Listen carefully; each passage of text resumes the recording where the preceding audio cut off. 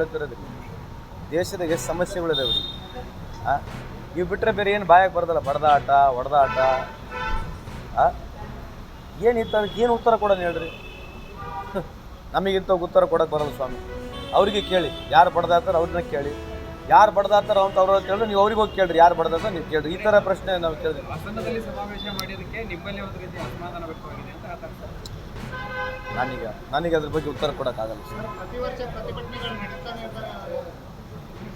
ಅಲ್ರಿ, ಈವನ್ ನೀವು ಲಂಡನ್ನಾಗ ಹೋದರೆ ಬೆಳಗ್ಗೆ ದಿನ ಬೆಳಗ್ಗೆ ಪ್ರತಿಭಟನೆ ನಡೀತದೆ. ಪ್ರಜಾಪ್ರಭುತ್ವ ವ್ಯವಸ್ಥೆಯಲ್ಲಿ ಇದೇ ಬ್ಯೂಟಿ ಆಫ್ ಡೆಮೋಕ್ರಸಿ. ನಾವು ಹೋರಾಟ ಮುಖಾಂತರ ರಿಫಂಡ್ ಆಗ್ತಕ್ಕಂಥ ಹೋಗೋದ್ರೆ ಡೆಮೋಕ್ರಸಿ. ಪ್ರತಿ ಸರ್ಕಾರಗಳು, ಯಾವುದೇ ಸರ್ಕಾರಗಳು ಬಂದು ಹೋರಾಟ ನಡೀತಾನೆ ಇರ್ತವೆ ಅಲ್ವಾ? That's a beauty of democracy.